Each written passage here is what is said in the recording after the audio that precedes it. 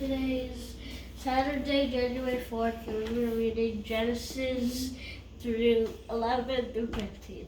Genesis 11. On Saturday? We're doing Saturdays too? Yes. Why?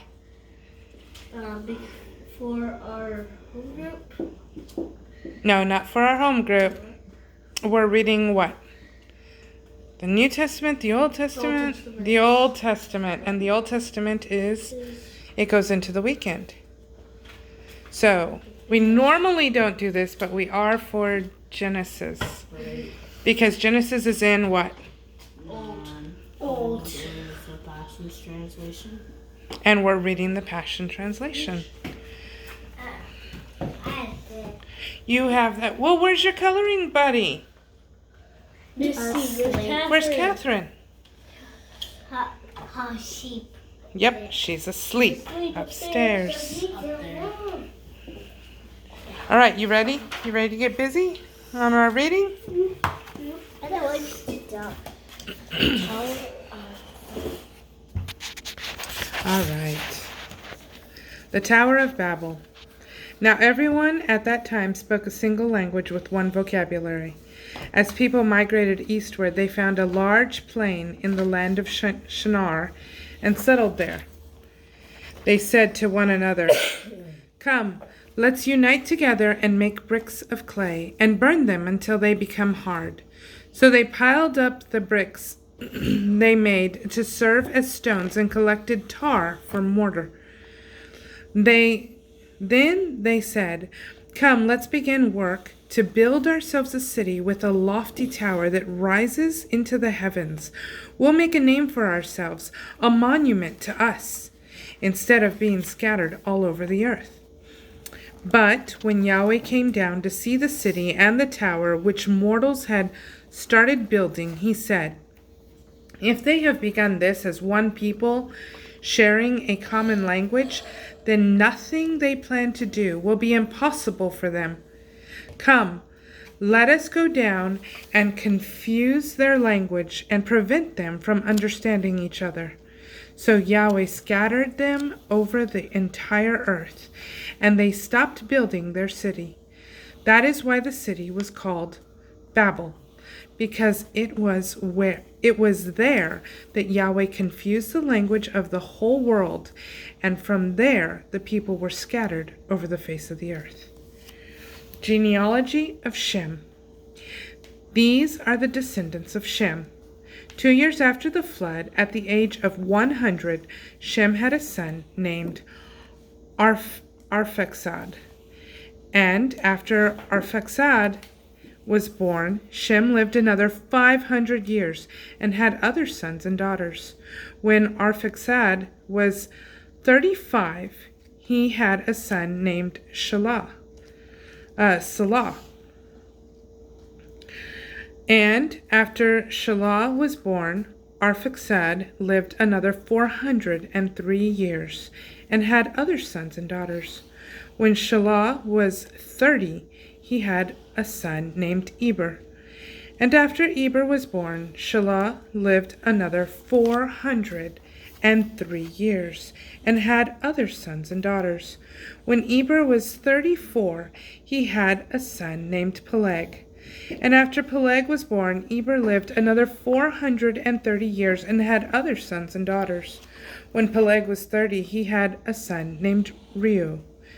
And after Reu was born, Peleg lived another 209 years and had other sons and daughters. When Reu was 32, he had a son named Serug. And after Serug was born, Reu lived another 207 years and had other sons and daughters. When Serug was 30, he had a son named Nahor. And after Nahor was born, Serug lived another 200 years and had other sons and daughters. When Nahor was 29, he had a son named Terah. And after Terah was born, Nahor lived another lived another 119 years and had other sons and daughters. When Terah was 70, he had sons named Abram, Nahor, and Haran. The story of Terah. Here are the descendants of Terah.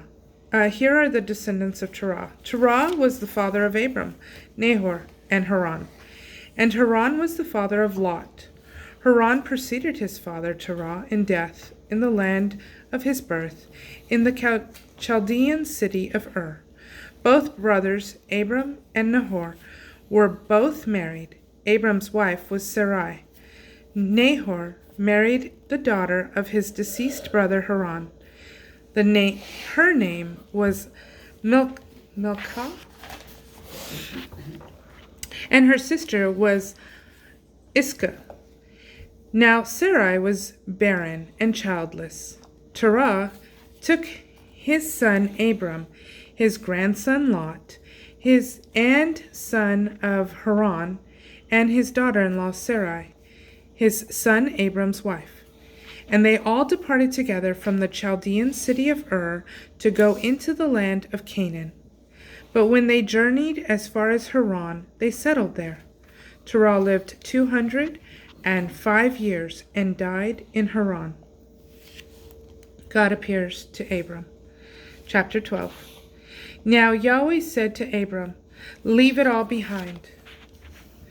Your native land, your people, your father's household, and go to the land that I will show you. Follow me, and I will make you a great nation. I will exceedingly bless and prosper you, and I will make you famous, so that you will be a tremendous source of blessing for others. I will bless all who bless you, and curse all who curse you. And through you, all the families of the earth will be blessed." So Abram obeyed Yahweh and left, and Lot went with him. Now Abram was 75 years old when he departed from Haran after his father died. He took his wife Sarai, his nephew Lot, and all the possessions and people he had acquired in Haran, and they departed for the land of Canaan. When they arrived in the land of Canaan, Abram passed through the land and stopped at the sacred site of Shechem, famous for the great oak tree of Moreh. At that time the Canaanites were also in the land. Then Yahweh appeared before Abram and said, "This is the land I will personally deliver to your seed." So Abram erected an altar there to Yahweh, who had appeared before him. From there he journeyed on toward the hill country east of Bethel, and pitched his tent with Bethel on the west and Ai on the east. And there he built another altar to Yahweh, where he prayed and worshipped Yahweh. Then Abram journeyed from there by stages through the southern desert region. Abram detours to Egypt.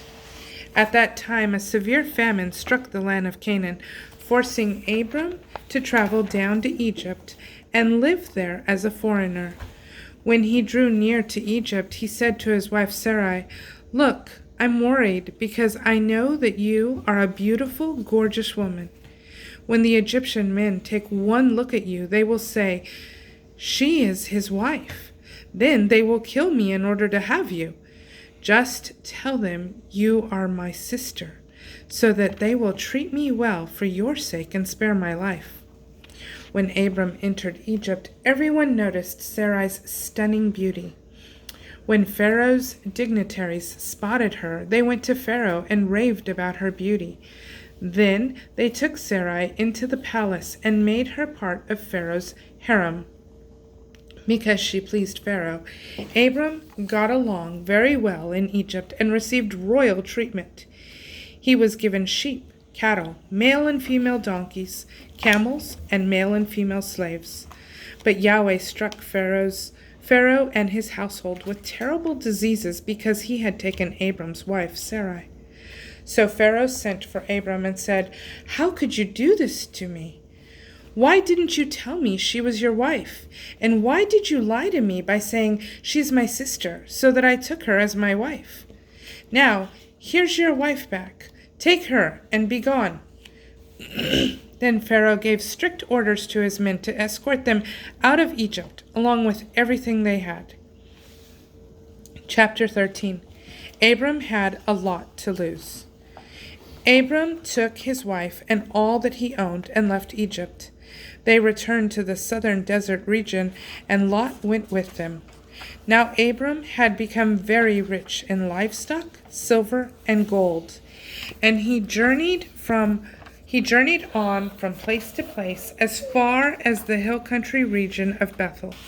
He returned to the place between Bethel and Ai, where he had pitched his tent at the beginning. This was the place he had first built an altar to pray and worship Yahweh.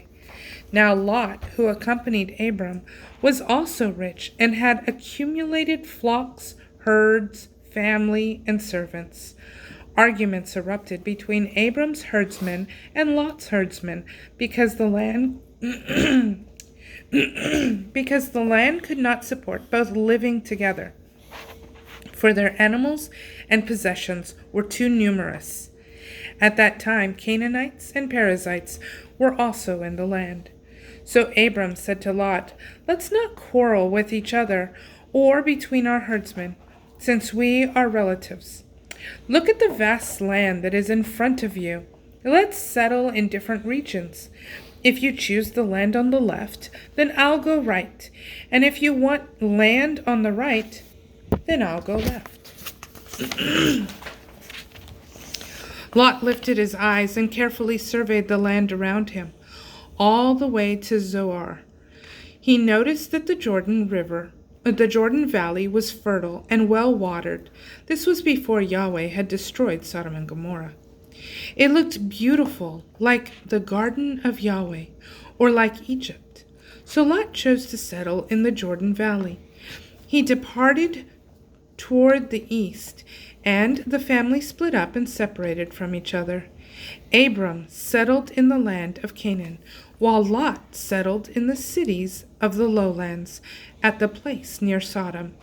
Now the people of Sodom were extremely wicked and rebellious against Yahweh. God speaks promises to Abram. After Lot separated from him, Yahweh spoke to Abram, "Lift up your eyes and look around you to the north, the south, the east, and the west. As far as you can see, in every direction is the land that I will give to you forever, to you and your seed. I will multiply them until they are as numerous as the specks of dust on the earth. If anyone can count the dust of the earth, then your offspring could also be counted. Now get up and walk through the land, its length and its breadth. All the land you walk upon will be my gift to you." Abram moved his camp and settled by the oaks of Mamre, which are at Hebron, and there he built another altar to Yahweh.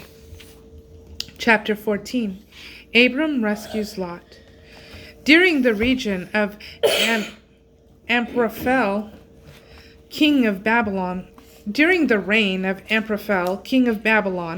he aligned with 3 other kings: Arioch, king of Elasar, Kedorlaomer, king of Elam, and Tidal, king of Goyim.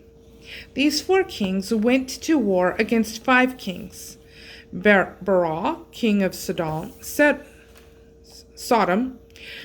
Bersha, king of Gomorrah, Sinab, king of Admah,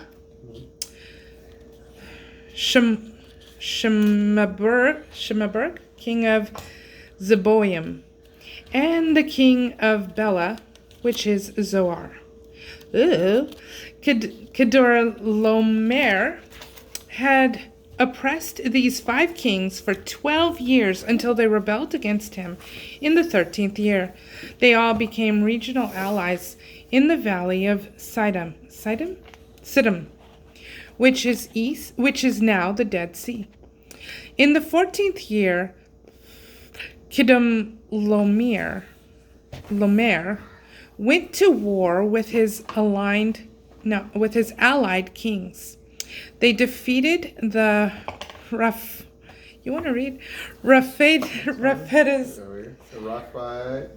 Raphites and Ashtaroth Karim, the Zezuzites and Ham, the Amites, and Shavah Kiriathaim, and the Horites in the hill country of Seir, as far as El Paran, near the desert.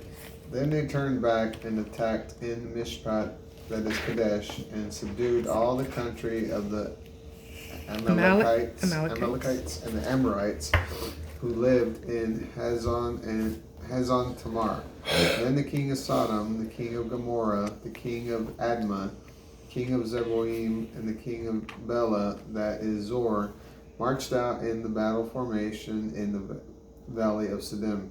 There they faced off against Kedorlaomer, king of Elam, Tidal, king of Goyim, Amraphel, king of Babylon, and Arioch, king of Elasar. 4 kings against 5. Now the valley of Siddim was full of tar pits, and as the kings of Sodom and Gomorrah and the armies retreated from the battle and fled, some of them fell into the tar pits, and the rest fled to the hill country. The 4 victorious kings captured all the possessions and all the food of Sodom and Gomorrah and left. They captured Lot, Abram's nephew, who had been living in Sodom, and took him and all his possessions. One who escaped came to Abram the Hebrew and told him what had happened to Lot. Abram was living by the oaks of Mamre the Amorite. Mamre had 2 brothers, Eshcol and Aner, who were allied by treaty with Abram. When Abram heard that his nephew Lot had been taken captive by the 4 kings, he mobilized all the men in his camp, 318 in all, who had been born and trained in his own household, and he pursued the invaders as far as Dan. Then during the night, Abram strategically divided his forces and defeated them. His forces attacked them and routed them as far as Hobah, north of Damascus. He recovered all the stolen possessions and brought back his nephew Lot, together with the women and all the prisoners. Abram blessed by Melchizedek. After Abraham returned from defeating Kedorlaomer and the kings who were with him, the king of Sodom went out to meet Abram at the valley of Shaveth, known as the King's Valley. And Melchizedek, who was both a priest of the Most High God and the king of Salem, brought out to Abram bread and wine. He spoke over him a special blessing, saying, "Blessed is Abram by God Most High, creator of heaven and earth, and blessed be God Most High, whose power delivered your enemies into your hands." Abram gave Melchizedek 1/10 of all he possessed. Then the king of Sodom said to Abram, "Just give me the people you rescued. Keep all the spoils for yourself." But Abram said to the king of Sodom, I raised my hand to Yahweh, God Most High, and I pledged a solemn oath to the possessor of heaven and earth that I would keep nothing for myself that belongs to you, not even a thread of a garment or sandal strap. That way you will never be able to say I was the one that made Abram rich. I will take nothing except what my young men have eaten and the share of those who went with me, Aner, Eshcol, and Mamre. Let them take their share. God's covenant with Abraham. Afterwards, the word of Yahweh came to Abram in a vision and said, Abram, don't yield to fear, for I am your faithful shield and your abundant reward. But Abram replied, Lord Yahweh, what good is your reward if I remain childless? I am about to die without a son, and my servant Eliezer of Damascus will inherit all my wealth. A servant in my household will end up with everything because you have not given me any children. Immediately the word of Yahweh came to him. No, Eliezer will not be your heir. I will give you a son from your own body to be your heir. Then Yahweh brought him outside his tent and said, Gaze into the night sky. Go ahead and try to count the stars. He continued, "Your seed will be as numerous as the stars." And Abram trusted every word Yahweh had spoken. And because of his faith, Yahweh credited it to him as righteousness. Then he said to him, "I am Yahweh, who brought you out of the Babylonian city of Ur, to give you all this land to possess." But Abram said, "Lord, Yahweh, how can I be sure that I can possess this land for myself?" Yahweh said to him, "Bring me a heifer, a female goat, a ram, each 3 years old, also a turtle dove and a young pigeon." So Abram brought the animals to him and killed them. He cut them into two, except the birds, and laid each half opposite the other in 2 rows. Vultures swooped down upon the carcasses, but Abram stood there and drove the vultures away. As a heavy veil of night fell, Abram went into a deep state of sleep, and suddenly a great dreadful darkness surrounded him, and he was filled with fear. Then Yahweh said to Abram, "Know this, your descendants will live as strangers in a foreign country. They will be enslaved and mistreated for 400 years. Afterward, I will punish that nation for enslaving them, and your descendants will come out of slavery with untold wealth. You, however, will go to your ancestors in peace and live a full life. And after the 4th generation, your descendants will remain here, for then the sin of the Amorites will be ripe for judgment." When the sun had set and it was very dark, there suddenly appeared a smoky fire pot and a blazing torch that passed between the split carcasses. On that day Yahweh entered into covenant with Abram. "I have given this land to your descendants from the Egyptian border to the great river Euphrates, the entire land of the Kenites, the Kenizzites, the Cadmonites, the Hittites, the Perizzites, the Rephaites, the Amorites, the Canaanites, the Girgashites, and the Jebusites." And that is Genesis 11 through 15. Bye.